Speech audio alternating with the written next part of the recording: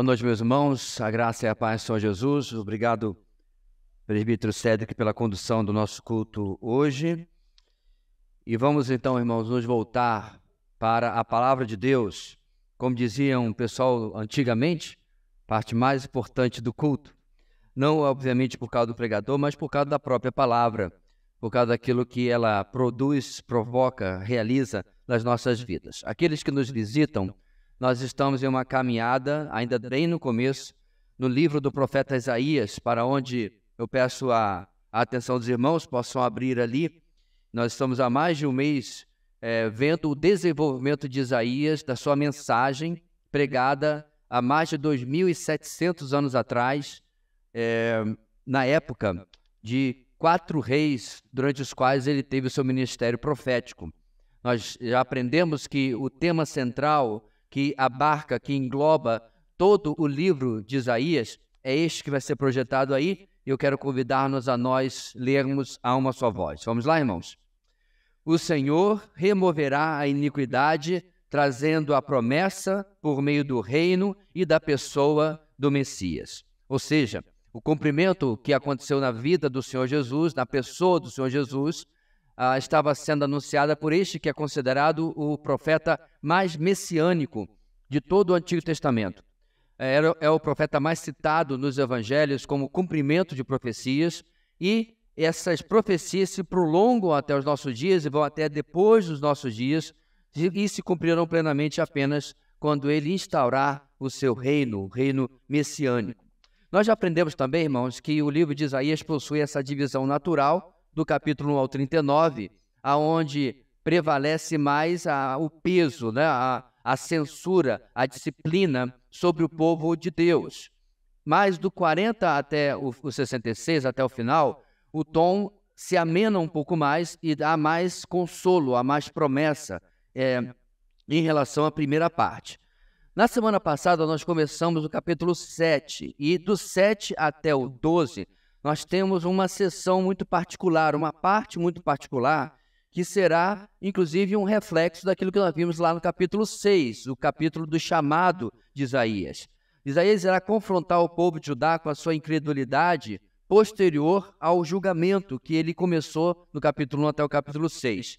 Ele ainda colocará um pano de fundo dessa advertência como a salvação que vem do filho da Virgem, ou seja, do Emanuel, aquele menino que terá nascido, além de ser um cumprimento para aqueles dias, também como o Messias prometido futuro, como nós bem sabemos, o Senhor Jesus.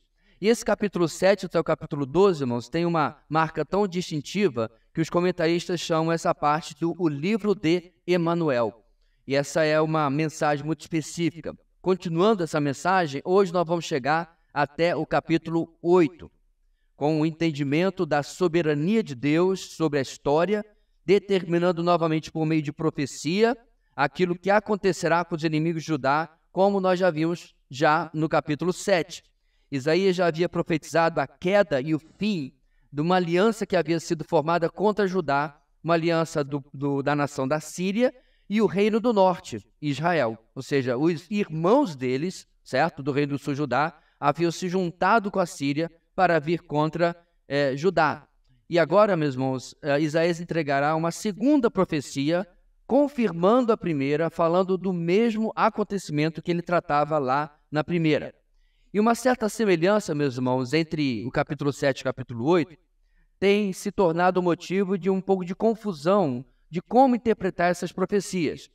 Falamos semana passada, lembra, do menino anunciado, cujo nome seria Emanuel, e falamos que esse menino não tinha como ser um filho de Isaías, porque primeiro, esse não era o nome que o filho de Isaías recebeu. E segundo, porque a esposa de Isaías não era uma jovem virgem, nem uma jovem prometida em casamento. Ela já era casada com Isaías e já havia tido um primeiro filho, cujo nome era Sear-Jazub, que significa um remanescente voltará. E a semelhança é que nessa nova profecia que vamos ver hoje, novamente nós temos o nascimento de um menino. Porém, este claramente, aí sim, é o segundo filho de Isaías, como nós vamos ver no nosso texto. E nesse texto também veremos como a profecia de Isaías continua denunciando a obstinação de uma Judá rebelde, enquanto aponta para uma redenção futura de uma Judá composta dos remanescentes que se voltarão para o Messias. Antes de nós falarmos mais, irmãos, sobre essa dupla profecia, vamos para o nosso texto? Dá uma olhada à sua esquerda e à direita e vê se alguém precisa pegar uma carona aí na sua Bíblia e vamos ler Isaías, capítulo de número 8. Estamos a postos aí? Amém? Amém? O pessoal está folheando, está ainda tentando achar, o celular travou? Não, né? Então vamos lá, irmãos. A uma só voz, um bonito coral, não me deixa aqui fazendo solo. Vamos lá. O Senhor me disse, tome uma placa de bom tamanho e nela escreva de forma legível, Maher Shalal Has-Baz, e chame o sacerdote Urias e Zacarias, filho de Jeberequias, como testemunhas de confiança. Então deitei-me com a profetisa, e ela engravidou, e deu à luz um filho. E o Senhor me disse, dê-lhe o nome de Maher Shalal Has-Baz, pois antes que o menino saiba dizer papai ou mamãe, a riqueza de Damasco e os bens de Samaria serão levados pelo rei da Síria.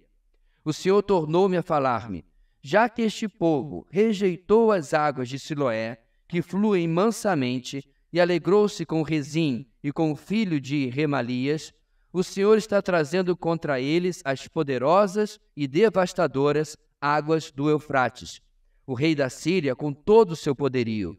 Elas transbordarão em todos os seus canais, encobrirão todas as suas margens e inundarão Judá, cobrindo-a até o pescoço. Seus braços abertos se espalharão por toda a tua terra, ó Emanuel. Continuem a fazer o mal, ó nações, e vocês serão destruídas. Escutem, terras distantes. Ainda que vocês se preparem para o combate, serão destruídas. Sim, mesmo que se preparem para o combate, vocês serão destruídas. Mesmo que vocês criem estratégias, elas serão frustradas. Mesmo que façam planos, não terão sucesso, pois Deus está conosco. O Senhor falou comigo com veemência, advertindo-me a não seguir o caminho desse povo. Ele me disse, não chamem conspiração a tudo que esse povo chama conspiração. Não temam aquilo que eles temem, nem se apavorem. O Senhor dos Exércitos é que vocês devem considerar santo. A Ele é que vocês devem temer. Dele é que vocês devem ter pavor. Para os dois reinos de Israel, ele será um santuário, mas também uma pedra de tropeço, uma rocha que faz cair. E para os habitantes de Jerusalém, ele será uma armadilha e um laço. Muitos deles tropeçarão, cairão e serão despedaçados, presos no laço e capturados. Guarde o mandamento com cuidado e cele a lei entre os meus discípulos. Esperarei pelo Senhor, que está escondendo seu rosto da descendência de Jacó. Nele, porém, a minha esperança. Aqui estou eu, com os filhos que o Senhor me deu. Em Israel somos sinais e símbolos da parte do Senhor dos Exércitos, que habita no Monte Sião. Quando disserem a vocês, procurem um médium ou alguém que consulte os espíritos e murmure encantamentos, pois todos recorrem a seus deuses e aos mortos em favor dos vivos. Respondam, à lei e aos mandamentos. Se eles não falarem conforme esta palavra, vocês jamais verão a luz. Aflitos e famintos vaguearão pela terra. Quando estiverem famintos, ficarão irados e, olhando para cima, amaldiçoarão o seu rei e o seu Deus. Depois olharão para a terra e só verão aflição, trevas e temível escuridão, e serão atirados em densas trevas. Meus irmãos, eu quero já admitir que os textos que nós temos examinado em Isaías não exatamente fluem facilmente na sua interpretação, no seu entendimento. Então, o segredo para que nós possamos andar juntos no mesmo passo, no mesmo pensamento, é você manter a sua Bíblia aberta e acompanhar à medida que a gente vai, digamos assim, diagramando o texto e mostrando o raciocínio de Isaías nessa segunda palavra que ele traz aqui ao povo. Bem, falando nisso, qual a necessidade de uma segunda profecia para falar da mesma coisa? Ao que parece, meus irmãos, a resposta a essa pergunta está no destinatário. No capítulo anterior, a profecia do Emanuel parece ser dirigida a Acais, o rei, o rei Acais em especial, e, por extensão, as pessoas que estavam ali naquela reunião, as pessoas da corte, não, o pessoal do cargo comissionado, que estava ali ao lado do rei, certo? Ela dizia, aquela primeira profecia, respeito a também todo o povo de Judá, sem dúvida, mas foi entregue de forma privada ao rei. Já esta nova profecia que acabamos de ler, no capítulo 8, parece ser dirigida de forma mais aberta a todo o povo, tendo inclusive gente importante como testemunhas e tendo uma publicação aberta, certo? Um outdoor vai ser feito para que as pessoas tenham ciência de que uma profecia está sendo entregue. E ainda assim, receberá a mesma rejeição da primeira profecia, da primeira palavra entregue por Isaías. Ou seja, a segunda serve para confirmar que tal e qual o rei havia rejeitado a palavra do Senhor, agora também o povo está rejeitando a palavra do Senhor. A nossa grande ideia de hoje tem o seguinte enunciado: a obstinação pecaminosa leva à rejeição da palavra do Senhor. A obstinação pecaminosa leva à rejeição da palavra do Senhor. Vai aparecer bem ali embaixo do capítulo 8. 1, 2, 3 e... Olha aí, viu? Tá faltando eu estalar o dedo. A obstinação pecaminosa leva à rejeição da palavra do Senhor. Em outras palavras, irmãos, apesar das atitudes pecaminosas e terríveis que já vimos a respeito de Acais, o Senhor envia Isaías mais uma vez e dá mais uma oportunidade de mudança a ele e ao povo. Acais e este povo, porém, desprezam e rejeitam o que lhes é oferecido. E ainda, para piorar, buscam o auxílio dos inimigos do Senhor.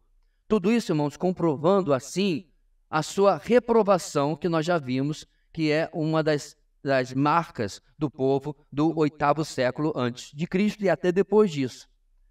Isso é a marca da maioria do povo, e uma minoria, um remanescente, não conseguiria ser suficientemente influente para mudar aquela maioria, especialmente com um rei como o que tinham. Um coração obstinado, isto é, um coração que pertence a alguém de dura cerviz, alguém que não se dobra diante do Senhor, irmãos, é uma das piores coisas aos olhos do Senhor, e não é algo que fica sem consequências. Nós vamos ver hoje o mau exemplo de Acais como um alerta para que vigiemos o nosso próprio coração.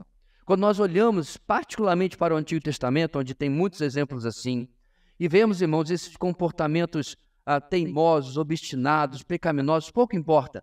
Isso não é para que nós olhemos de um pedestal e digamos assim, bem, ainda bem que eu não sou como... Não. Deus preservou tais narrativas como um aviso. Paulo escreve isso aos Coríntios, como um alerta para que o nosso coração não seja como esses que a gente vê lá nos textos, particularmente, como eu disse, do Antigo Testamento. Hoje nós vamos ter uma caminhada de 4 paradas e 4 partes, então vamos mãos à obra, né? Em primeiro lugar, meus irmãos, versículos 1 ao versículo 4.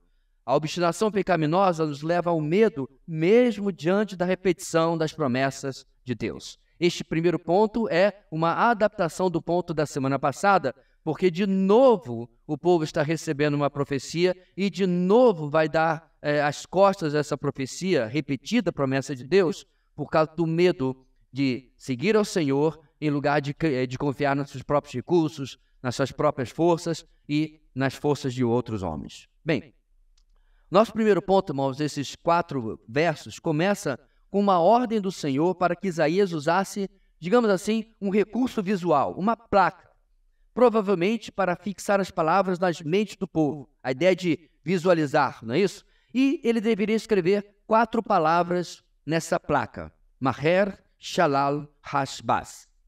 Só isso. Aqui temos, na verdade, nessa frase, 2 conjuntos com o mesmo significado. São 2 imperativos, que significam mover-se rapidamente, e 2 substantivos, que significam ganhos de guerra. É como a NVI traduz provavelmente no seu rodapé, as outras versões provavelmente também.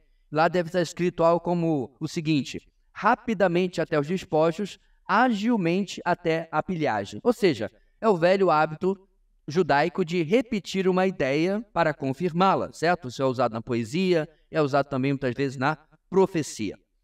Essa placa, meus irmãos, deveria para que se tornasse mais, digamos assim, levada a sério, ser confirmada por duas pessoas que eram tidas como de confiança pelo povo, mas principalmente pelo rei. Primeiro o sacerdote Urias e depois Zacarias, alguém que é identificado como filho de Jeberequias. Não haviam sobrenomes naquela época, irmãos, então a sua linha familiar era usada para diferenciar uma pessoa da outra, ok? Então, no meu caso, seria Joversi, filho de Joversi, porque meu pai tem o meu nome, ou eu tenho o nome dele, acho que é desse jeito. Então, essa era a forma como você identificava as pessoas. Não tinham sobrenomes. Então, esse Zacarias é identificado dessa maneira. Não temos muita informação sobre ele, mas a gente vai examinar uma melhor hipótese daqui a pouco. Mas por que chamar essas duas pessoas? Simples. Isso é algo que estava estabelecido na lei. Isso era o costume já estabelecido na Torá. Você encontra isso em Números 35 e em Deuteronômio 17. E Paulo também usa isso lá em 1 Timóteo capítulo 5, para falar sobre acusações contra os líderes da igreja. É necessário que tenha o quê? Pelo menos duas testemunhas. Isso fazia, meus irmãos, com que as pessoas tivessem mais segurança de que aquela informação realmente procedia, porque tinham duas pessoas que assim estavam afirmando. Bem, nós sabemos, irmãos, algo mais fácil, de forma mais correta, sobre a identidade desse homem chamado Urias, que obviamente não tem nada a ver com o rei Urias, é outra pessoa. Ele era um sacerdote próximo a Acais e um homem de sua confiança. Porém, mais adiante, ele seria culpado de obedecer ao rei Acais e construir um altar idólatra, copiando o altar que os assírios haviam colocado em Damasco quando derrotaram os sírios. Ou seja, ele recebeu a ordem do rei, foi lá, fez uma cópia do altar idólatra e colocou dentro de Jerusalém.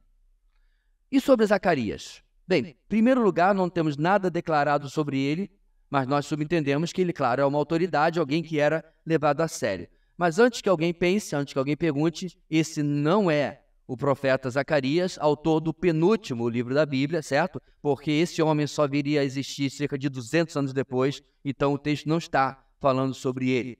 Ele era, na verdade, irmãos, uma pessoa de influência porque ele era sogro de Acais, certo? E geralmente você não contradiz o sogro, né? Não é muito bom, acaba ficando ruim na fita. Então ele era alguém que, se Acais ouvisse desse testemunho, ele com certeza iria acreditar. E o detalhe, esses homens provavelmente não apoiavam Isaías, muito pelo contrário, eles eram testemunhas hostis, ou seja, se eles não eram fãs de Isaías, quando ele confirmasse o que Isaías estava dizendo, eles seriam ainda mais levados a sério. Então, esses homens são chamados, irmãos, para evidenciar o significado daquelas palavras à medida que Isaías ia falando, porque com certeza, nessa altura, ele não tinha ainda toda a palavra do Senhor, Deus estava em andamento. Seguindo o texto, irmãos, temos a explicação desse nome escrito na placa. Isaías tem um filho com a sua esposa, a qual, curiosamente, nosso texto é chamada de profetisa, e como nós não encontramos esse título atribuído por causa de casamento, o mais provável é que, de fato, ela também fosse alguém que profetizava. E o Senhor lhe ordena que dê ao menino o nome que está escrito na placa. Aliás, é o nome próprio mais longo que tem na Bíblia. São 4 palavras, não é isso? E ele seria, então, ou ele teria um nome profético, assim como também teve o nome profético o seu irmão mais velho. O nome dele era, já falei antes, Sear-Jazub, certo? E agora esse segundo também teria um nome profético. Então, para arrematar a mensagem, no verso 4, traz que antes que esse menino, com esse nome enorme, soubesse falar papai ou mamãe, isso é o quê? Em torno de 1 ano e meio a 2 anos de idade, certo? Eu sei, tem crianças que demoram mais, mas essa é a medida mais normal. Antes que ela pudesse falar papai ou mamãe, antes desse tempo, Damasco, a capital da Síria, e Samaria, a capital de Israel, começaria o seu declínio e cairiam diante da Assíria, do Império Assírio. Exatamente como foi profetizado no capítulo anterior. Deus está repetindo a mesma profecia. O entendimento aqui, meus irmãos, é que algum tempo depois da profecia anterior, a profecia do Emanuel, o Senhor repete a profecia para agora mostrar ao povo o que provavelmente o rei não havia contado para o povo, aquilo que Deus iria fazer. Acais ouviu a profecia no capítulo 7 e provavelmente guardou para si. Agora, o povo todo está sabendo aquilo que o Senhor iria fazer, ou seja, eles não tinham desculpa nenhuma, porque sabiam agora o que Deus iria realizar. É fácil nós deduzirmos, irmãos, que tal profecia tenha sido, inclusive, recebida com muita alegria pela população de Judá. O quê? Os nossos inimigos vão ser derrotados? Maravilha, estou dentro.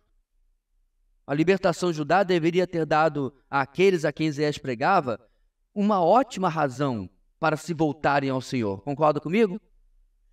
Diante do que ouviram, o esperado é que tanto Acais quanto o povo de Judá se voltassem para o Senhor, reconhecendo que ele lhes falava de fato através de seu profeta, e que a prova disso é que ele anunciava as coisas 1, 2, 3 anos antes de acontecerem.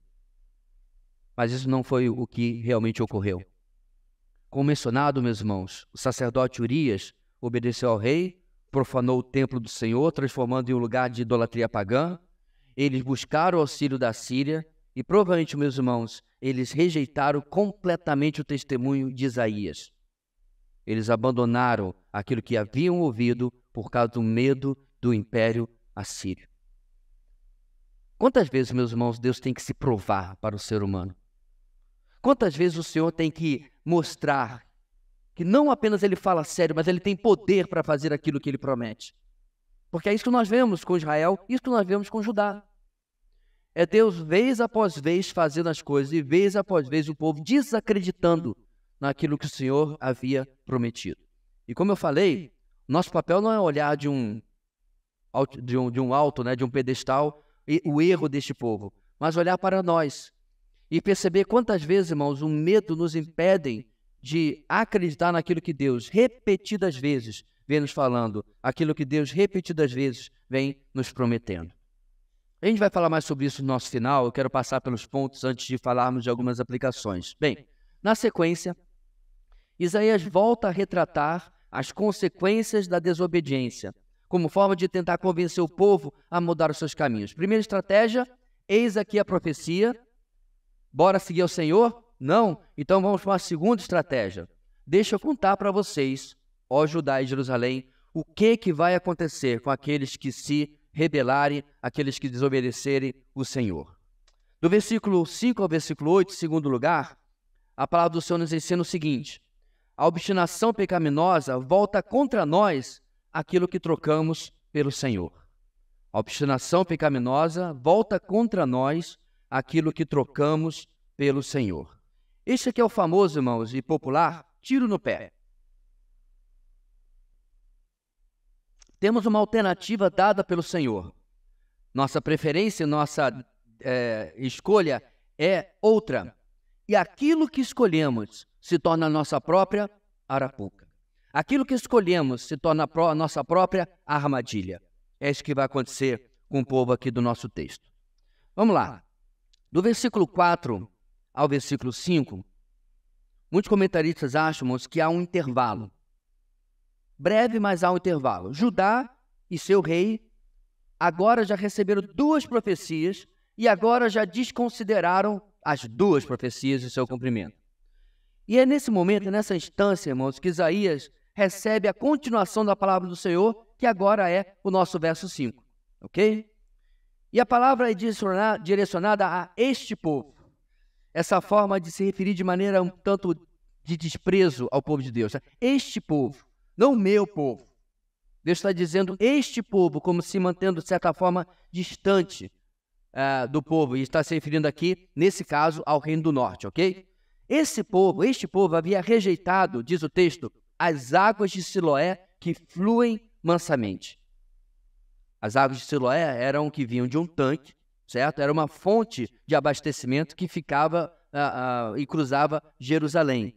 As águas desse tanque estão sendo usadas aqui, irmãos, como uma figura de linguagem para toda a Jerusalém e, consequentemente, para o Senhor Deus que está ligado à Santa Cidade. Ou seja, quando o texto diz eles rejeitaram as águas que fluem mansamente, as águas de Siloé, eles rejeitaram a quem?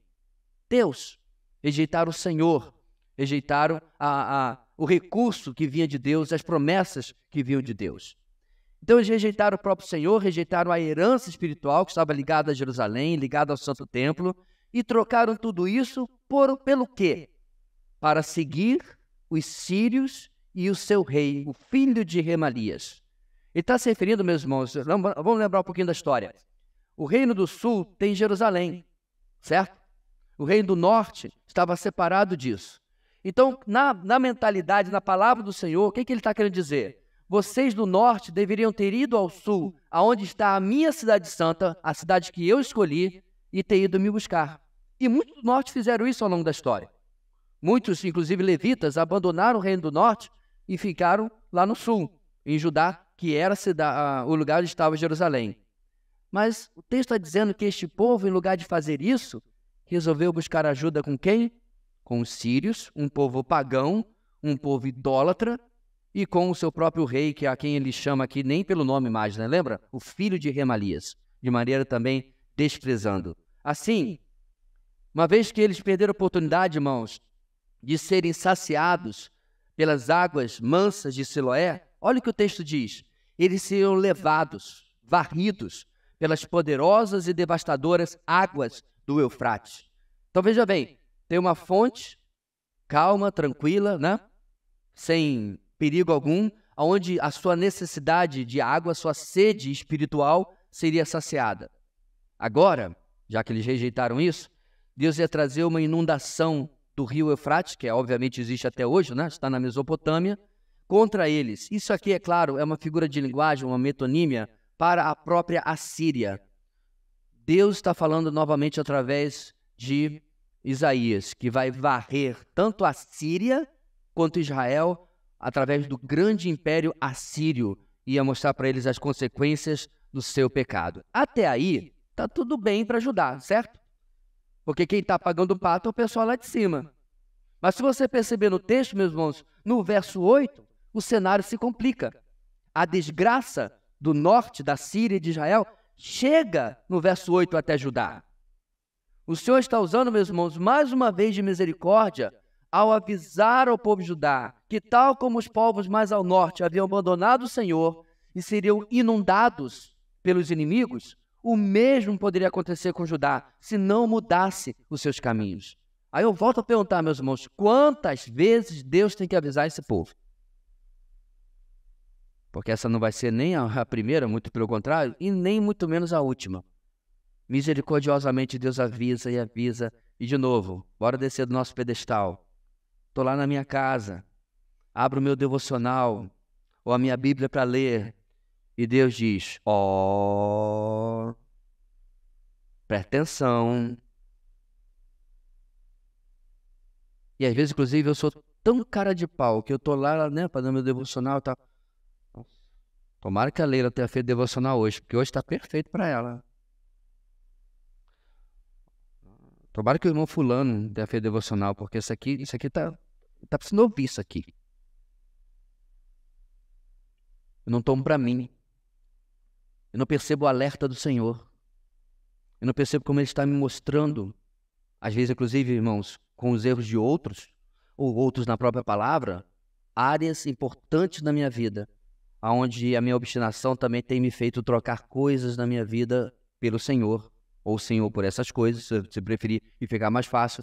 E essas coisas podem ser um tiro no pé, podem vir contra mim. E será, meus irmãos, que o alerta de Isaías, no versículo 8, se cumpriu? Eu aposto Isaías, por causa do Senhor, se cumpriu.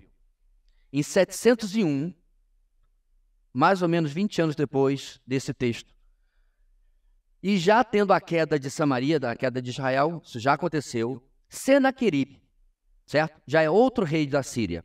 Na época, nós estamos aqui no nosso texto, o rei é Tigliat-Pileser. Lembra do nome dele? Nome bonito, anota aí no seu próximo filho, tá? Tigliat-Pileser, já anotou, Mário? Agora não é mais ele. 20 anos depois, o nome do cara é Senaqueribe, rei da Síria. O que ele faz? Ele viria, meus irmãos, de forma feroz contra Judá e causaria um tremendo estrago. Numa campanha só, ele tomou 46 cidades fortificadas de Judá e já estava arrumando para atacar Jerusalém. E foi apenas, meus irmãos, por misericórdia do Senhor que ele não conseguiu tomar Jerusalém, tomar a capital, tomar a terra de Emanuel, palavra que está inclusive presente no final do versículo 8. Pastor, não tem Emanuel na minha Bíblia não. O que tem no seu versículo 8? Aliás, tem Emanuel, desculpe. Mas o que significa isso? A terra do Senhor está conosco. Não é isso que significa Emanuel? Conosco está Deus, ainda que chegasse esses dias da inundação assíria. Mas Senaqueribe não conseguiu conquistar Jerusalém. Ele foi derrotado pelo Senhor, porque Jerusalém não tinha condição de resistir àquele império e a todo aquele poderio. Mas isso a gente vai ver lá no capítulo 36 de Isaías, uns bons meses na frente, quando nós fomos apresentados a Senaqueribe, e nós aprendemos sobre ele. Inclusive você vai encontrar em Isaías, em Reis, em Crônicas, bastante informação sobre essa campanha de Senaqueribe. E aí a profecia continua, meus irmãos. Chegamos ao versículo 9. E do versículo 9 ao versículo 15, nós temos nossa terceira verdade, nosso terceiro ponto na mensagem de hoje. A obstinação pecaminosa deve ser rejeitada pelos que andam com o Senhor. A obstinação pecaminosa deve ser rejeitada pelos que andam com o Senhor. Então, diante da repetição da previsão da disciplina, Isaías passa agora a avisar o povo sobre a necessidade de novo de mudança e em que exatamente deveriam mudar. Isso porque, apesar do perigo que passariam, ainda desta vez, Judá seria preservada. Os imperativos com que este texto começa são desafios. Versículo 9. Desafios às nações poderiam fazer o que quisessem, montar os planos e estratégias que quisessem, mas o Senhor não iria abandonar totalmente seu povo, mesmo que este o rejeitasse terrivelmente. Então, no relacionamento, meus irmãos, com Deus e com Judá, é importante que a gente entenda o seguinte: Deus não passa a mão no pecado, ok? Mas Deus não esquece da sua promessa. Então, essas duas forças estão sempre puxando para um lado e puxando para o outro. Deus não toma o pecado e passa a mão sobre ele, não passa pano. Então, o que ele faz? Ele manda os seus profetas e, finalmente, Judá vai para o cativeiro. A gente sabe disso. Agora, interessante, Judá vai, mas Judá volta. Por quê? Porque Deus não esquece das suas promessas.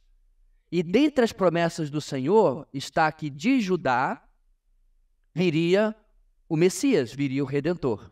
Onde Jesus nasceu, irmãos? Em Belém de Judá. Eu sei que na Judéia é no tempo de Cristo, né? Mas fica na tribo de Judá. Ou seja, há uma promessa a se cumprir, e por causa apenas dela. É por isso, meus irmãos, que algumas pessoas não gostam muito da frase que diz: Deus é fiel a mim. Ele é fiel a mim, eu sei. Mas quando a gente vê essas coisas, a gente percebe que Deus é fiel a Ele. Ele prometeu, e o Deus que não pode mentir, apesar, meus irmãos, de tudo que esse povo faz, preserva um remanescente, para que ele possa, através do remanescente, cumprir as suas promessas. Como é que nós sabemos disso, irmãos? Porque quando chega, quase 800 anos depois de tudo esse imbróglio que a gente está vendo aqui, você tem uma jovenzinha chamada Maria, ela é remanescente. Você tem o esposo dela, José, ela é o remanescente. Você tem 2 anciãos que vêm receber o bebê Jesus, quando ele é levado até o templo, lembra? Eles esperavam a redenção de Israel, remanescente. Então havia, meus irmãos, no meio, ainda 800 anos depois, Deus preservando o remanescente, para que o povo de Deus não fosse completamente exterminado. É nisso, meus irmãos, que Isaías está preocupado aqui. Enquanto ele entrega essa palavra para todo o povo, ele está de olho naqueles que continuam fiéis e em si mesmo, para que não se contaminasse com aqueles que estavam andando longe do Senhor. E aí, então, a palavra é entregue, e ela é rejeitada novamente. E a rejeição de mais essa oportunidade dada pelo Senhor comprovaria mais uma vez a obstinação do povo em manter-se rebelde contra o Senhor e seu profeta, o que era a maioria do povo de Judá. Então o quadro começa a ser pintado. Dá uma olhada na sua Bíblia no verso 9. Ao mostrar que as nações iriam pagar um alto preço pela contínua prática do mal. Essa é uma informação importante, meus irmãos, da maneira como o Senhor tratou muitos povos do Antigo Testamento. O Egito foi avisado várias vezes para que deixasse o povo ir. Os povos de Canaã, que é conhecida hoje erroneamente como Palestina, mas ok, os povos de Canaã foram avisados para que se rendessem a Israel. Em ambos os casos, eles resolveram pagar para ver e acabaram arruinados. O Egito com as 10 pragas, que você bem conhece, e Canaã com Israel vencendo batalha após batalha, porque o Senhor estava ao seu lado. O Senhor deixa claro, meus irmãos, também no texto que as estratégias e planos não ajudariam em nada. Qual é a razão disso? A razão é simples, diz o texto: Deus está conosco. No nosso texto, no verso 9, ele repete essa expressão que significa Emanuel, a mesma expressão que tem esse nome próprio, mostrando que Deus está ao lado do seu povo. Repito, ele não está ao lado do seu povo para passar a mão, certo? Para autorizar a fazer qualquer coisa, inclusive de nós, hoje em dia. Mas ele está ao nosso lado para nos consertar, para nos repreender, para nos mudar, nos transformar, conforme ele deseja que nós sejamos. Então, irmãos, mesmo Judá estando afundada em pecado, o Senhor ainda a trata com misericórdia. Ele dá mais uma oportunidade de dizer não apenas que Deus estava com Judá, mas principalmente que Judá estava com Deus. Porque, irmãos, se eles podiam dizer Deus está conosco, isso deveria nascer de uma mudança interior. Não podia ser apenas porque cada tradição, cada história, porque nós somos filhos de Abraão, eles precisavam experimentar uma verdadeira mudança. A grande diferença, apesar do estado quase de total falência espiritual, é que Israel e Judá, irmãos, eram de fato o povo escolhido de Deus, enquanto as demais nações não eram. Era por meio do povo escolhido que o Senhor deveria ter sido conhecido para todas as nações, e não ao contrário. Assim, toda vez que o povo escolhia agir como ímpios, isso chamava a atenção pela sua estranheza. O povo de Deus deveria ser um padrão de santidade, de ética, de justiça social, de mudança, de transformação, de tudo. Aliás, nunca deveria ter havido Judá e Israel, né? Deveria ser um povo só. Mas sendo esse povo, eles deveriam ser um modelo para que os povos vissem, olha o que acontece quando o povo serve a Deus. Eu quero ser assim também. Mas, infelizmente, irmãos, não era o que acontecia. Isso se transformava em uma coisa estranha. O povo que devia ser exemplo era o pior exemplo. Mas sabe que é uma coisa estranha também, e o Antigo Testamento traz isso direto? Quando aqueles que pouco conheciam de Deus faziam a coisa certa. Aí eu lembrei de alguns casos. Por exemplo, Raabe. Qual era a profissão de Raabe, irmãos? Ela era uma prostituta. E ela, morando sob os muros de Jericó, deu guarida aos 2 espias, certo? E ela e a sua família foi preservada. O que mais? Ela está na descendência do Messias. Tem outra, Ruth. Essa sim, não era prostituta, não era de, digamos assim, moral questionável, mas era gentia. Ela era moabita. Não fazia parte do povo da aliança. Nós temos também os gibeonitas, lembra? Esse povo que fingiu ali vir de longe para poder ficar debaixo da tutela do povo de Israel, lembra? Então você tem Raabe, você tem Ruth, você tem os gibeonitas que não eram da aliança. Não conheciam, meus irmãos, quase nada do que Deus tinha prometido. Mas olha que interessante, é aí que está, meus irmãos, o que nos deixa intrigados. Aqueles que muito receberam, tudo rejeitaram. Aqueles que receberam tão pouquinho, creram naquilo que receberam. Eu prefiro ter uma fé grande no pouco que eu conheço de Deus, do que ter uma fé medíocre, conhecendo, entre aspas, muito de Deus. Porque é isso que nós vemos nesse quadro aqui. O povo tremia, porque simplesmente não conhecia o Senhor. Sabemos também, irmãos, é que Isaías e o povo não deveriam dar ouvidos aos boatos que aumentavam o poder dos inimigos. É o verso 12 que você tem aí, as conspirações. Antes, deveriam temer o Senhor. O povo deveria ter temor do Senhor, pavor do Senhor. Verso 13. Aqui o Senhor está confrontando o povo da mesma forma que fez com o rei Acais. E o povo tremiam antes, no verso 7, como árvores. mas agora eles deviam temer do Senhor e da palavra do seu profeta. Sabemos, nada disso aconteceu. E quais eram, irmãos, as razões pelas quais deveriam temer o Senhor e não temer os homens? A resposta está nos versos 14 e 15. Olhe na sua Bíblia.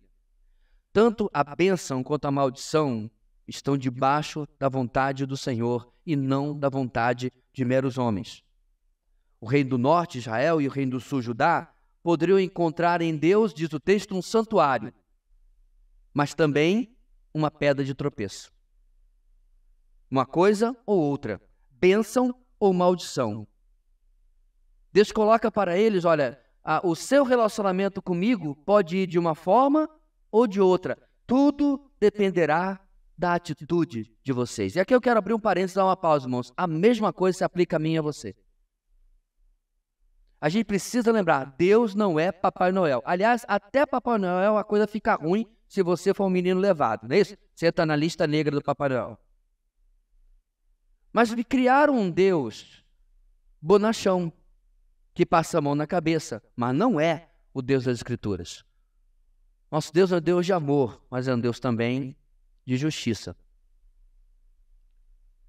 E quando nós somos confrontados, irmãos, como Judá e como Acais aqui em Jerusalém está sendo confrontado, o nosso papel é aceitar a confrontação de Deus e não ter o quê? Dura cerviz, obstinação. Mas dobrar-nos diante daquilo que o Senhor está dizendo para nós. Dobrar-nos diante daquilo, para que Ele seja o nosso santuário, em lugar de ser uma pedra de tropeço. Para que Ele seja motivo de bênção na nossa vida, e não motivo de maldição. Agora perceba, irmãos, essa forma de Deus se relacionar com o seu povo não vem de hoje. Não vem da agora do nosso texto. Porque eu lembrei das últimas palavras de Moisés, lá em Deuteronômio, capítulo 30. Em Deuteronômio 30, eu vou ler, eu peço que você preste apenas atenção. Moisés está prestes a ir embora. Deus já falou que ele vai morrer, ele não vai entrar na Terra Prometida, ok? Estamos lembrando da aula de EBD? Tá ótimo. Já sabe que eles têm pouco tempo.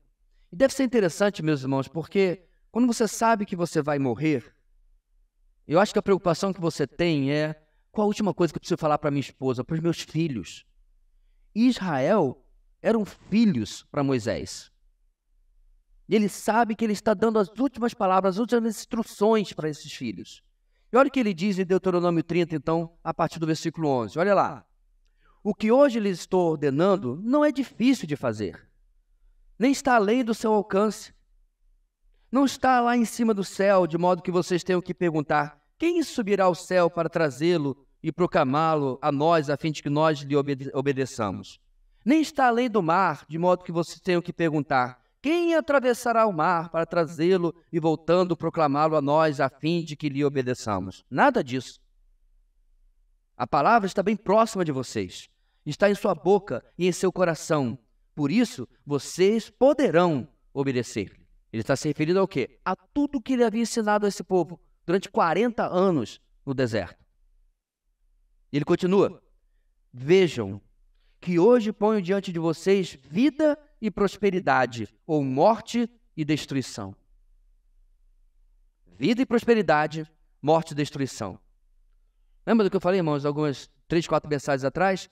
Você quer essa SUV, último modelo, híbrida, vale R$500.000, ou esta Brasília velha? A escolha não é difícil. Mas em toda a história do Antigo Testamento, irmãos, comprovando como nós somos difíceis, eles escolheram a morte e a destruição. Versículo 16. Pois hoje lhes ordeno que amem o Senhor, o seu Deus. Andem nos seus caminhos e guardem os seus mandamentos, decretos e ordenanças. Então, vocês terão vida e aumentarão em número. E o Senhor, o seu Deus, os abençoará na terra em que vocês estão entrando para dela tomar posse. Se, todavia, o seu coração se desviar e vocês não forem obedientes e se deixarem levar, prostrando-se diante de outros deuses para adorá-los, exatamente o que está acontecendo nos dias de Isaías, eu hoje lhes declaro que, sem dúvida, vocês serão destruídos. mais de 1000 anos antes, Moisés já havia avisado, cantado a pedra, do que esse povo iria fazer. Vocês não viverão muito tempo na terra em que vão entrar e da qual vão tomar posse, depois que atravessarem o Jordão. Hoje, invoco os céus e a terra como testemunhas, 2 testemunhas, está vendo? Contra vocês, de que coloquei diante de vocês a vida e a morte, a bênção e a maldição. Aí Moisés diz, irmãos, que ele parece um pai clamando pelos seus filhos. Agora, escolham a vida, para que vocês e seus filhos vivam, e para que vocês amem o Senhor, o seu Deus, ouçam a sua voz e se apeguem firmemente a Ele. Pois o Senhor é a sua vida, e Ele lhes dará muitos anos na terra que jurou dar aos seus antepassados, Abraão, Isaque e Jacó. Que discurso maravilhoso! Infelizmente, irmãos, caiu ao longo dos séculos em ouvidos surdos. Tomara que não caia em ouvidos surdos na minha vida. Bem, como que antecipando, irmãos, que o povo não escolheria a vida para que vivesse, o resto do nosso trecho fala como Jerusalém teria no Senhor uma armadilha, um laço, tropeço, destruição. Obviamente, nada disso acontece, irmãos, porque o nosso Deus é um Deus caprichoso, porque o nosso Deus é um Deus vaidoso. Não, mas porque o nosso Deus é um Deus verdadeiro para com a sua palavra. E, portanto, cumprirá aquilo que Ele prometeu, a disciplina que Ele prometeu, quando oferecemos rebeldia e desobediência. Inclusive, como lemos no texto de Deuteronômio, Moisés falando agora há pouco. Caminhando para o final, meus irmãos, do nosso texto, o afastamento do Senhor, que o profeta denuncia aqui, e alerta para que os fiéis fiquem longe, ele não acontece nada, ele não acontece em um vácuo, em um vazio. Algo está ausente na vida do povo. Isso sim está vazio. Algo está ausente com esse povo com que o Senhor vem se revelando e vem fazendo aliança desde Abraão. E além disso estar ausente, meus irmãos, esse povo está se voltando para uma alternativa. Ele está deixando de fazer aquilo que Deus esperava deles e fazendo o contrário. Isso se resume muito bem no que Jeremias escreveria mais de 100 anos depois. Porque passado mais de 100 anos, o povo ainda assim não iria aprender. Olha o que Jeremias escreve no capítulo 2. O meu povo cometeu 2 crimes. Isso é o Senhor falando, é claro. Eles me abandonaram, a mim, a fonte de água viva, e cavaram suas próprias cisternas rachadas, que não retêm água. Vamos ver como isso acontece no final do nosso texto? Do versículo 16 ao 22, irmãos, nosso quarto e último ponto. A obstinação pecaminosa nos afasta da suficiência da palavra de Deus. A obstinação pecaminosa nos afasta da suficiência da palavra de Deus. Eu concordo que o nosso último ponto, irmãos, pode meio que chover no molhado, talvez um pouco. É algo que a gente fala constantemente na nossa igreja. Alguns já devem estar pensando assim, o pastor está meio sem material, porque ele só fala sobre o negócio de devocional, e de ler a Bíblia, e de ler livros. Pois é. Mas como eu já afirmei tantas e tantas vezes, meus irmãos, nós não vamos à igreja para ouvir novidades, a gente vai para a igreja para ouvir as velhas verdades que insistimos em esquecer. Frase que pertence ao pastor Walter McAllister. Bem, Isaías encerra esse capítulo falando da raiz de todos os problemas do povo de Deus no Antigo Testamento, e eu diria, inclusive, depois dele, chegando até os nossos dias. Em uma frase, irmãos, qual é o problema? Deficiência crônica de conhecimento e obediência à palavra de Deus. É isso que Miqueias vai falar. Meu povo é destruído porque lhe falta conhecimento. Conhecimento, irmãos, no nosso contexto aqui, não é encher a cabeça de informação, mas é captar as informações e transformar em estilo de vida, certo? É mudar a nossa forma de viver, mudar as nossas decisões. Sabe quando, irmãos? Domingo, todo mundo cheiroso, bonito, no ar-condicionado? Não, na segunda-feira. Quando você está no trabalho, você está dentro de casa. É sair da receita de loucura. Lembra da receita de loucura? fazer as coisas do mesmo jeito e tentar um resultado diferente. Porque nós temos feito isso muitas vezes na nossa vida espiritual. Damos murro e ponto de faca, batemos na mesma tecla e aí a gente colhe o resultado. Deus está dizendo, meus irmãos, que o caminho é sair dessa deficiência crônica de conhecimento e de desobediência da palavra de Deus e fazer o oposto. Conhecer e obedecer. Bem, o verso 16 do nosso último trecho começa aconselhando a guardar o mandamento de Deus. Olha aí. Em contraste com a postura anterior que dava atenção a boatos e a circunstâncias e a conspirações que chegavam em Jerusalém. Larguem isso. Sai da fofoca. Sai dos boatos e se concentra naquilo que a palavra de Deus está dizendo. Através de quem? De Isaías, é claro. E é claro que percebemos, irmãos, que o mundo ao nosso redor fala constantemente conosco e nós somos até certo ponto afetados por ele. O que nós, porém, não podemos permitir é que essa influência lá de fora e a circunstância ao nosso redor ditem o nosso estado de espírito e esmaguem a nossa fé. Hoje de manhã nós falamos um pouco disso na EBD. Os problemas, as situações, elas são da vida. Inclusive as coisas permitidas por Deus que trazem tristeza a nós. Causou tristeza, causou luta, causou luto, faz parte da vida.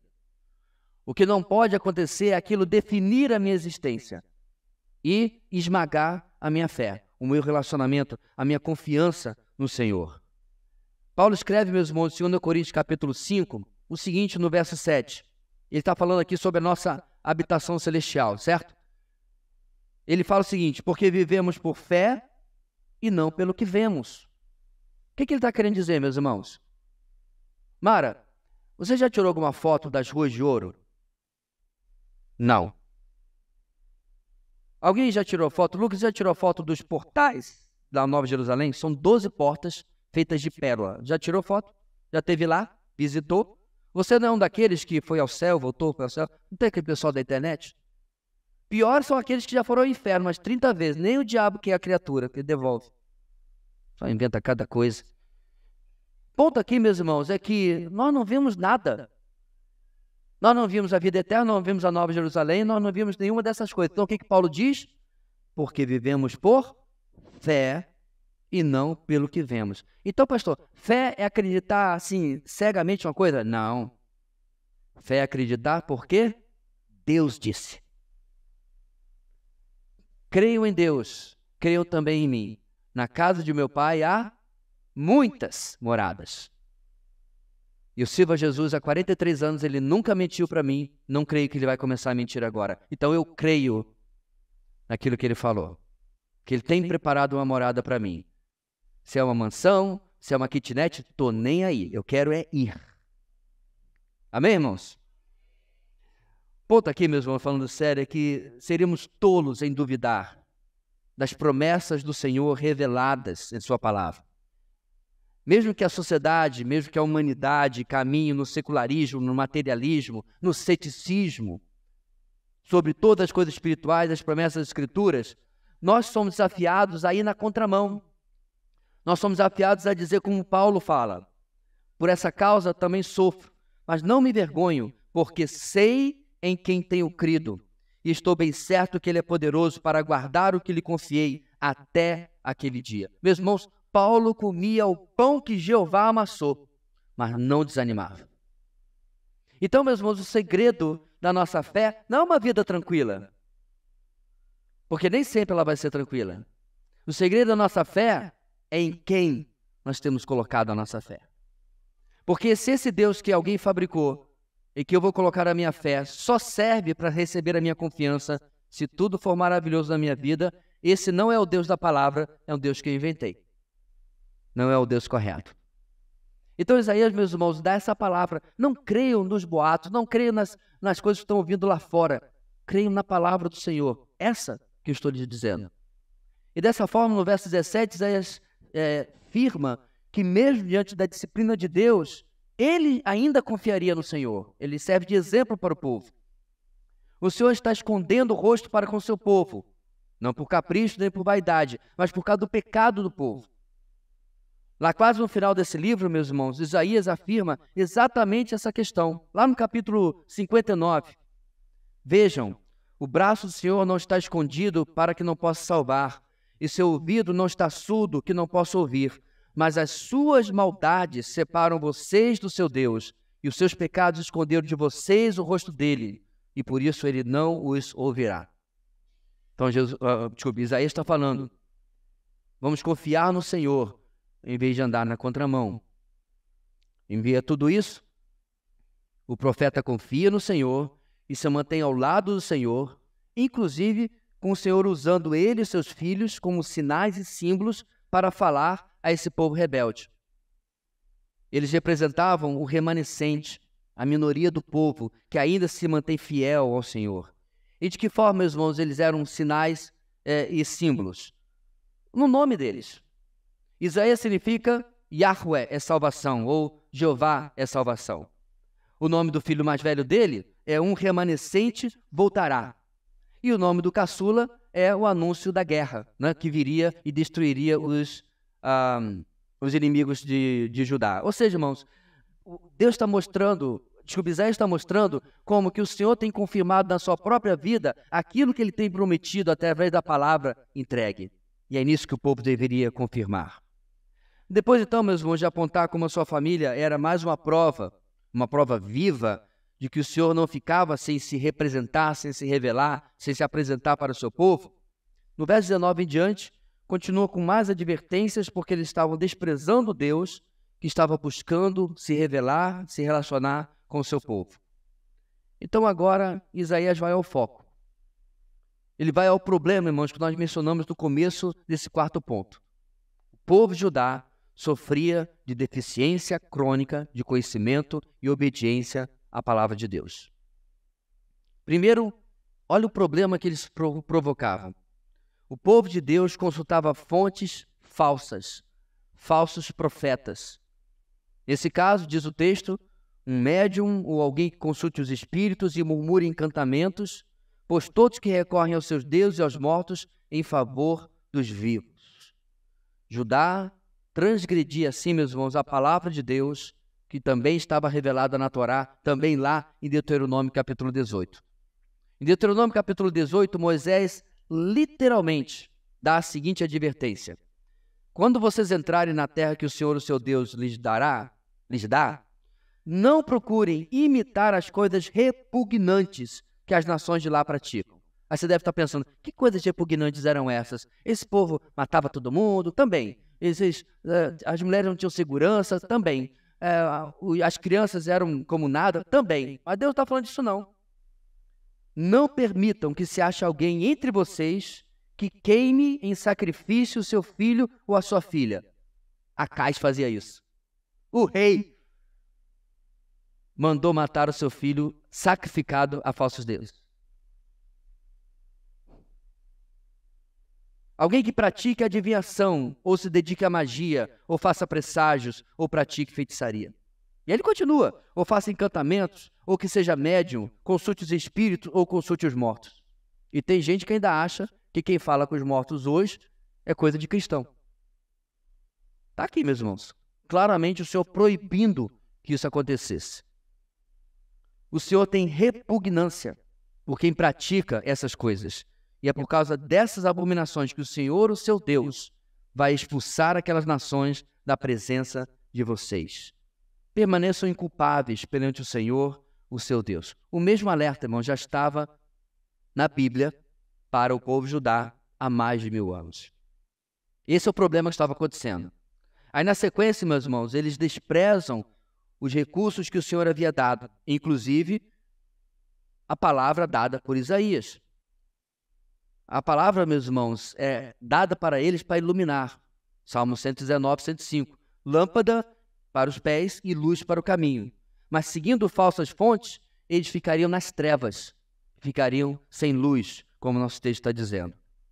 E como resultado disso tudo, esses falsos profetas sofrerão a punição por desencaminhar as pessoas para as trevas. E aqueles que o seguirem acompanharão nesse sentido. Alerta simples, alerta claro. Será, meus irmãos, que nós temos entendido de verdade a centralidade da palavra de Deus na nossa vida. Hoje na EBD nós falamos também mais um pouco sobre isso. Como que as ideias e ideologias chegam e tentam redefinir a realidade e até mesmo quem é o próprio ser humano. E aí quando olhamos para a palavra de Deus, nós vemos algo completamente diferente sendo ensinado, algo completamente oposto. Esse é o nosso diagrama do nosso texto. Agora vamos olhar um pouco para nós. No primeiro ponto, meus irmãos, nós somos fáceis de nos apegar a algumas coisas, mas também somos fáceis de esquecer outras. Algumas das promessas do Senhor se repetem constantemente na Bíblia, praticamente de Gênesis a Apocalipse. Se repetem com o objetivo de fortalecer a nossa fé, fortalecer a nossa confiança no Senhor, o nosso Deus. Porém, quando eu e você esquecemos tais promessas, mesmo que elas sejam repetidas e recorrentes, nós nos tornamos vulneráveis aos medos que a nossa carne e o inimigo querem colocar na nossa vida. Quantos que Lutero orava pedindo fé. Senhor, aumenta a minha fé. Me dá uma fé mais forte. E ele orava constantemente, em sofrimento, pedindo isso ao Senhor. E aí, finalmente, ele leu em Romanos capítulo 10 que a fé veio pelo ouvir e ouvir a mensagem de Cristo. Ele continuou orando, mas ele começou a ler mais da palavra. Por quê? Porque ele queria ser lembrado das promessas e da palavra do Senhor e não duvidar e assim vencer o medo e ter a fé fortalecida na sua vida. Nosso segundo ponto, meus irmãos, tal medo produz consequências na nossa vida, más decisões pecaminosas. E muitas vezes tais consequências vêm através das coisas que nós optamos em lugar do que Deus nos fala para optar. Das coisas que escolhemos em lugar daquilo que Deus oferece para nós. No caso de Acais, o tiro no pé dele foi a Síria. Confiou nesse império e quase perdeu o trono por causa desse império. Mais à frente, o seu filho quase perdeu o trono novamente por causa desse império. Confiaram na Síria em lugar de confiar no Senhor. E essa nação se transformou nessa inundação que quase afundou Jerusalém. Para nós hoje, meus irmãos, o que colocamos no lugar do Senhor pode ser uma pessoa, pode ser uma oportunidade, pode ser um recurso, que muitas vezes não é necessariamente pecaminoso, mas que não é a vontade do Senhor, mas insistimos em buscar uma dessas situações, uma dessas oportunidades, dessas alternativas, em lugar de depender da melhor fonte que podemos esperar, o Senhor, o nosso Deus. Recentemente eu estava meditando em Provérbios e vendo quantas vezes o Senhor fala e recomenda a cautela, a prudência. E eu tive que reconhecer que em alguns momentos da minha vida faltou cautela, faltou prudência. No fundo, meus irmãos, eu ouvia a voz do Espírito dizendo: não vá, não faz, não assina esse trem, não aceita essa proposta, não acredita nisso daí. Mas cá está meu pé, com um tiro nele, porque eu preferi a alternativa e não aquilo que o Senhor vinha me falando. A vida se torna um pouco mais desafiadora, meus irmãos, porque você não vai abrir a sua Bíblia, né? Você que é solteiro e vai dizer assim: Senhor, mostra-me com quem eu casarei. Ah, bonitinho ele. Não, não tem. Senhor, mostra-me qual a carreira que eu devo percorrer na minha vida. Queria muito não, mas isso aqui dá dinheiro, tá bom. Não, não tem. Nós precisamos, meus irmãos, de discernimento, um feeling espiritual que só vem do andar diário com o Senhor, para ter a sabedoria de entender se é por aqui ou por ali que Ele deseja que nós andemos e possamos obedecer e fazer aquilo que Ele deseja de nós e não andar com medo.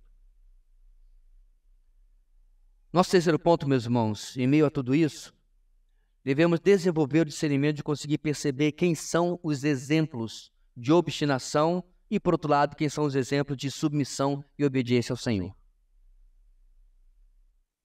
Apesar da divisão desequilibrada em Judá, onde uma enorme maioria seguia o rei e a rebeldia ao Senhor, eles poderiam observar que haviam aqueles que andavam em outro sentido, andavam em obediência. O povo de Jerusalém podia ver isso claramente. De um lado, o obstinado Acais e seus seguidores, em contraste, o fiel profeta Isaías e um pequeno remanescente. Precisamos escolher, meus irmãos, a vida. Precisamos escolher a obediência a Deus e a sua palavra, a qual nós vimos no texto, não está longe de nós. Não está distante nos céus, não está do outro lado do mar, está ao nosso alcance. O Espírito está constantemente falando às nossas vidas. Paulo cita também esse trecho de Deuteronômio 30, quando ele diz, a palavra está perto de você, está em sua boca e em seu coração. Aí Paulo completa, isto é, a palavra da fé que estamos proclamando. Paulo falando, meus irmãos, aos cristãos da sua época, que a palavra estava ali para que eles pudessem orientar a sua vida, pudessem tomar as boas e melhores decisões. Finalmente, nosso quarto ponto. Tudo se concentra, irmãos, tudo se centraliza nas Escrituras. Acais e Judá, ou pelo menos a parte rebelde, consultava médiuns e necromantes, os que falavam com os mortos. Mas não fiquemos arrogantes porque essas não são as nossas escolhas bizarras, né? Pastor, estou de boa porque ultimamente eu não tenho ido procurar falar com nenhum morto, não. Não, calma. Hoje, meus amados, os médiuns e necromantes estão nas telas, nas mídias, nas salas de aula e em todo o veículo do pensamento humano. Estão ao nosso redor e às vezes estão falando ao nosso coração, o nosso inimigo, a nossa carne.